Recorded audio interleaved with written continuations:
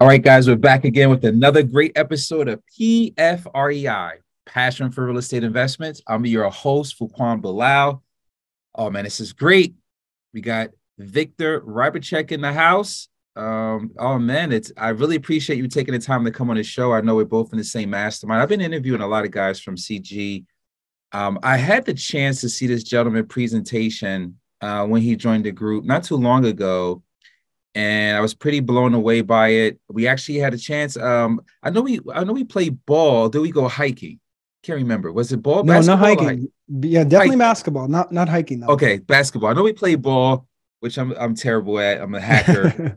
I just run up and down the court for exercise. I go out There there, you I do some go. push-ups, I run around, and I That's don't what make you any need. shots. I hack people. Hey, So, you're on defense. That's what matters. You yeah. need a body on the court. Yeah, man. Welcome to the show. I really appreciate it. I always like to get people who are active. Let me turn my phone off. People who are active in the business, right? Yeah.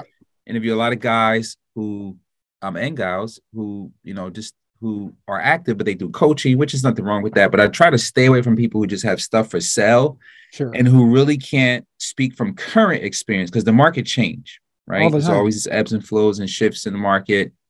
We're going to talk about the market we're in right now, but I like to bring people who are currently active so they can talk about the pain, the struggle, the things that they're doing to pivot.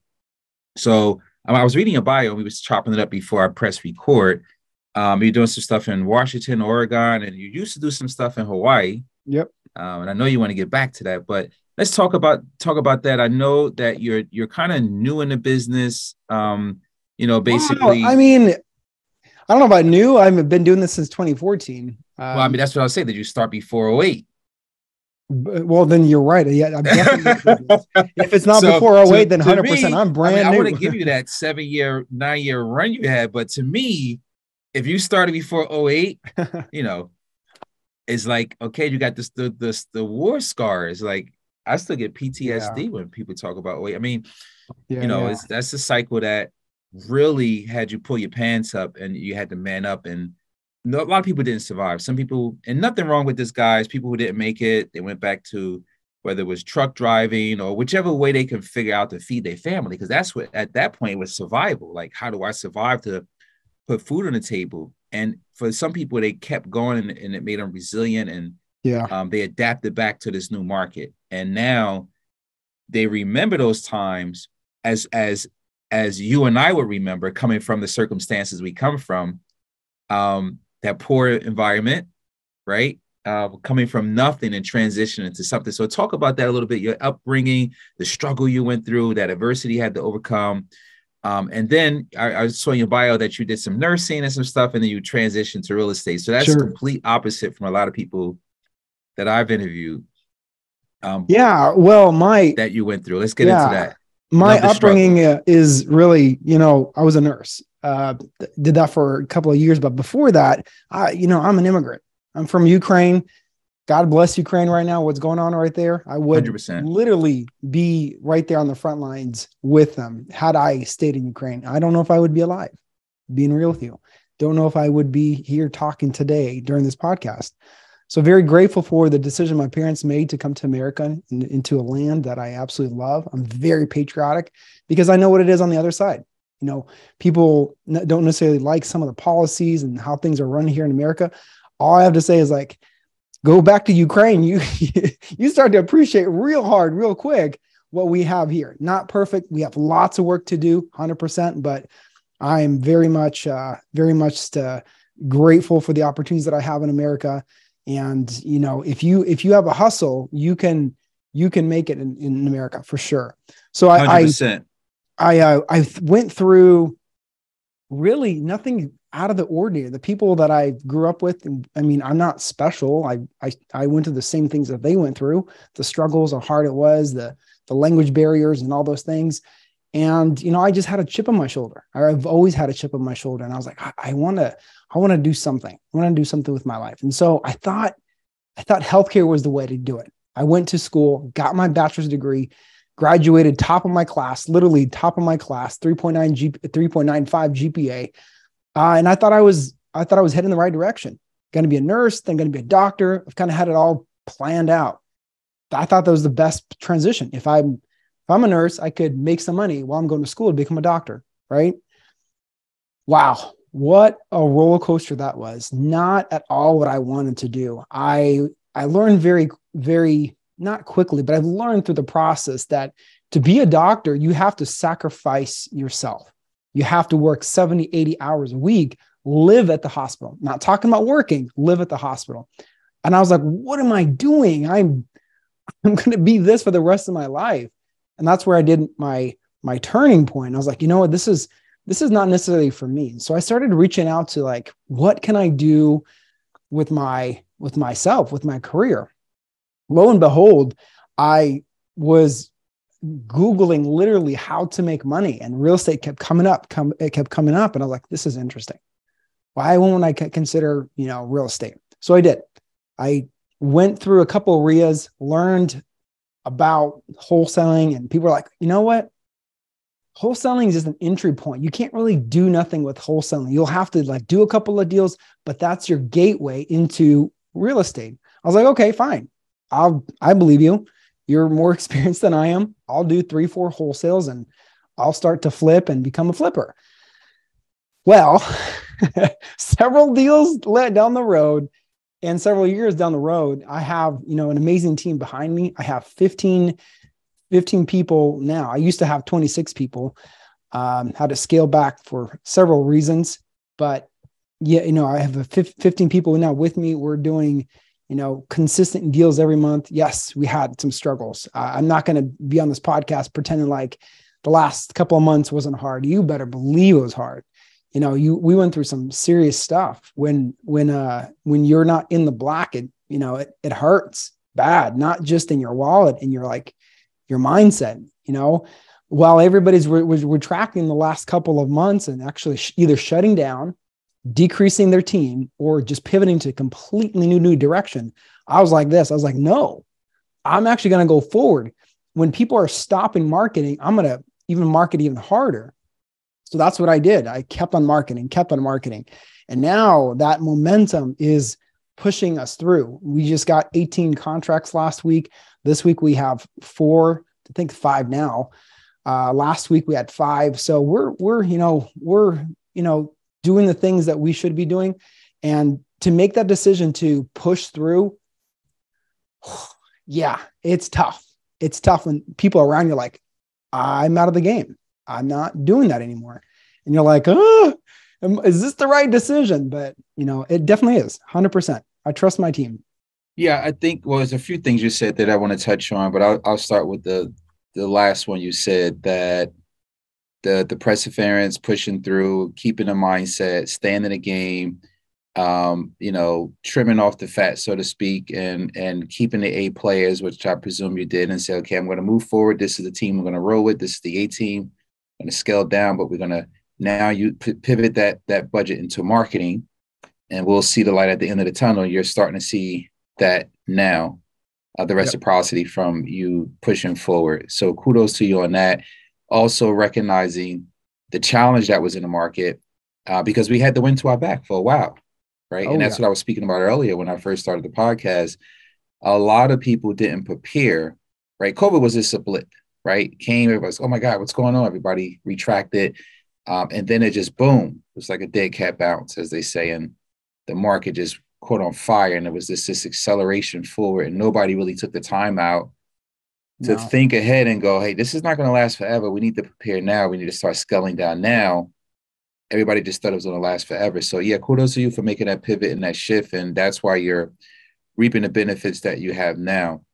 But let's go back a little bit before that. You talked about making a transition from being a nurse, doctor, and then having a realization, this is not for me. And you went boots in the ground and started to study. And I was reading your bio also. I think maybe you've done more to date, but it said 114 deals. So going back to, I would say you're new, you're seasoned because you actually got beat up 114 times. So, your face still looks clean.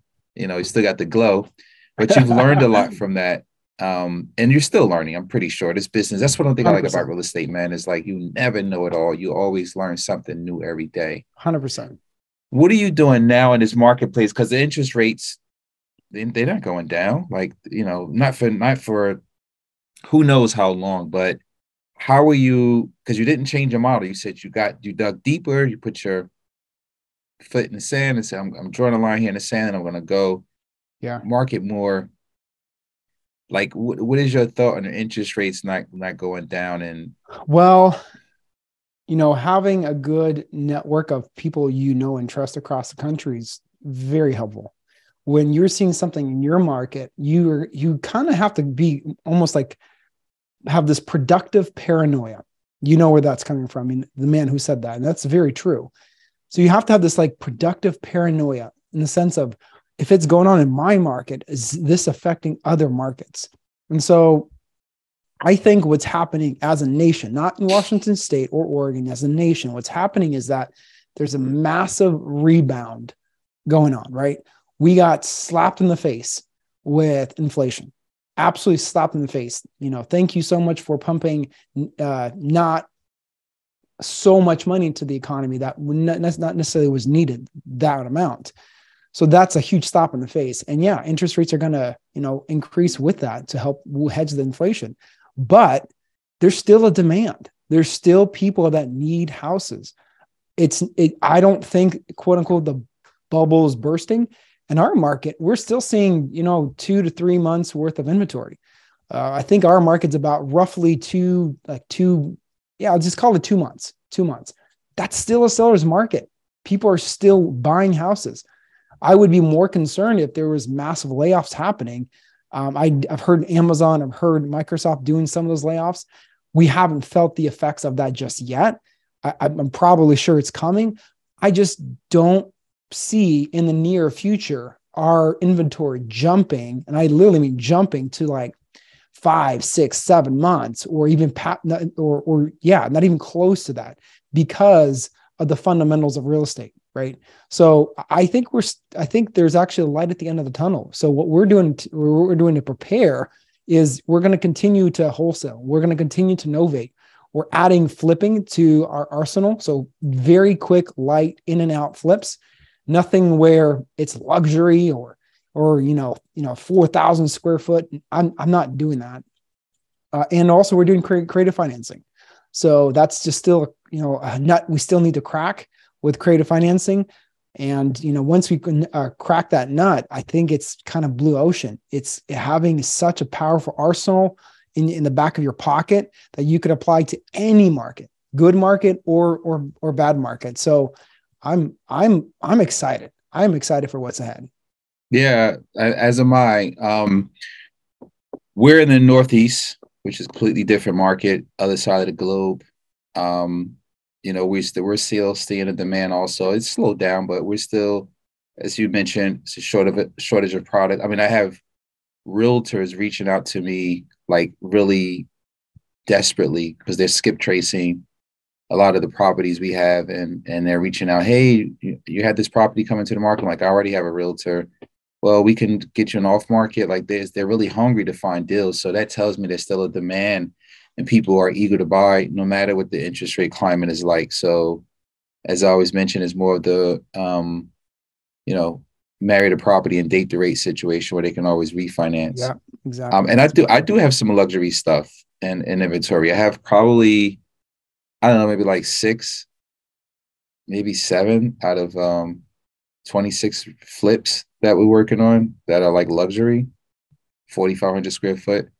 And I kind of stopped there because a good friend of mine said, hey, you don't want to be too top heavy with that type of stuff in the market. This was like maybe a year and a half ago. They told me when I first started to buy more and do more ground up. It's like, you want to be careful. You don't want to be core, this and that. But we have such a demand from New York. I was just like, I'm just going to go with what my gut is telling me. And I'm glad I did, because now I have such a demand for buying that type of stuff, which is completely opposite to your market. And we have some affordable house stuff too. So we're trying to balance it out with that. But you mentioned flips, and you're talking about just hoteling or just doing as light work as possible, going in, clean up. I mean, my ideal product is more coming from the background that I am not an expert rehabber. I'm not, right. So for me, I've only wholesale, well, not wholesale. I've only done a handful of flips. Majority of my experience comes from wholesaling and novating. I think to date, I've done like 430 deals, right? And so I have to play to my strengths. And for me, I would rather do something that I'm more familiar with than not. So if I got into a house that is, 4,000, 5,000 square foot and luxury, man, I am definitely out of my wheelhouse. I'm not saying that's not happening. I have plenty of contacts that are doing that right now. And they're doing well. It's just for me to get into that kind of realm would just be like fish out of water. I would be so lost in doing that. So Yeah, and it's not a rush like, to do that. I mean, I'm pretty sure your market is a bigger price tag and there's a bigger profit of doing that. Just the time frame and the process that it would take to get there. Yeah. So for me, I'm more focusing on providing a product that's like for a first-time home buyer. That's kind of where I'm at. That's the bread and butter. Yeah. That's easy. That's where most of our marketing comes from anyways. So it's just makes so much sense to be like, okay, you're getting these types of deals, focus on these types of flips, and don't get too far out into what you're not necessarily comfortable with or you're an expert in. Yeah, I definitely agree with that. The reason I kind of went into that market is a good broker friend of mine. She does $3 and $4 million homes. And I had a meeting with her one day. I was like, I don't see where the market is for that. And she said, because you've been in that market over there. And I've been in this market for the last 15 years, selling $2, $3, $4, $5 million homes. And she's like, the buyers are here. It's a lot of wealthy people in New Jersey. You're just not in that market. Mm-hmm. So I sat down with a couple of her investor groups, other guys who do it. And one guy, he said one thing to me that really got my attention. He goes, look at how many deals you're doing a year, what your average spread is. And he said, I guarantee I can do 2 deals to maybe 10 deals that you're doing. Yeah. And I go, wow. Okay, the timeline to do 10 deals versus 2 deals. 2 deals is shorter. There's more profit. And there's less headaches running around with 10 properties. So they're going to try it and see. And that's how I kind of transitioned to that. I like it. I mean, once anything, as you build the process. I mean, well, to that, so there's, to me, I found it's more of like a personality type than really, is that a good way or a bad way? I don't think that there's actually a right answer for that, good or bad. Yeah. I've definitely thought about that as well. I was like, well, man, what if I did more luxury? And what I found out is that from my network is that they're actually, it's kind of funny. They're like trying to do what I'm trying to do. They're like, well, dang, your cash flow cycle is a lot quicker versus mine. Yeah. So they're like, hey man, can you meet up with me? Can you show me this? Yeah. The grass is green always on the other side, right? And I don't think there's a right or wrong answer. I just think it's more of like what you want to do versus like, hey, if that's the right thing to do, Yeah. Flipping is hard though. I tell you straight up. I mean, if you're killing it, wholesaling, stay with it. I mean, I've been doing it for 24 years. And like you said, it's what you know, and you're just used to it. And even when I transitioned to multifamily, it was really my son. It was like, you're in a comfort zone. And I got a wake-up call from my son at the time. He was 18 years old. He's like, why are you doing these 3-unit, 4-units? You should be doing bigger deals. Or he was 17 or 16, I can't remember. He said, you should be doing bigger deals.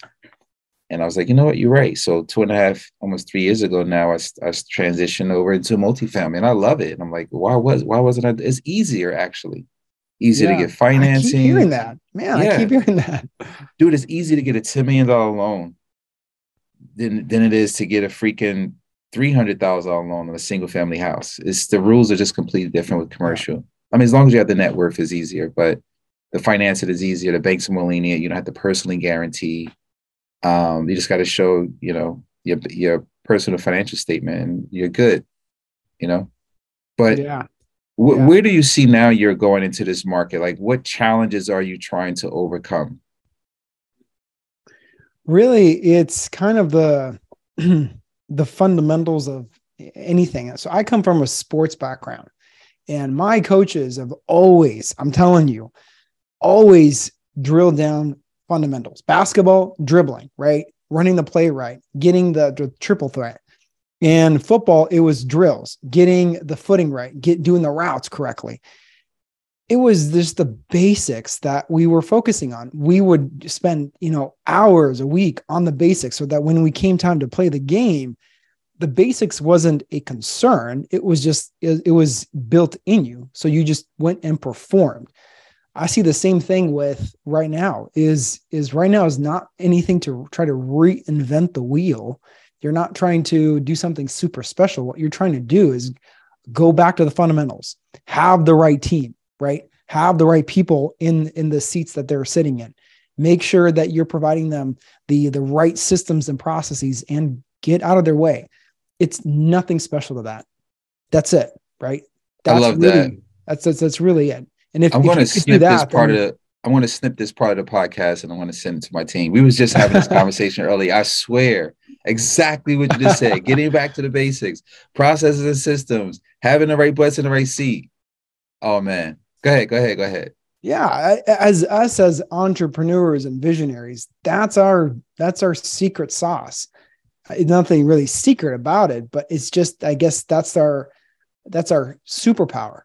And having that vision that you can sell people on, right?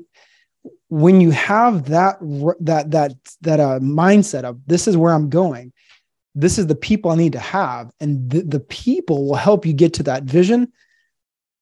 You really can't go wrong with that process. Because think about it, right?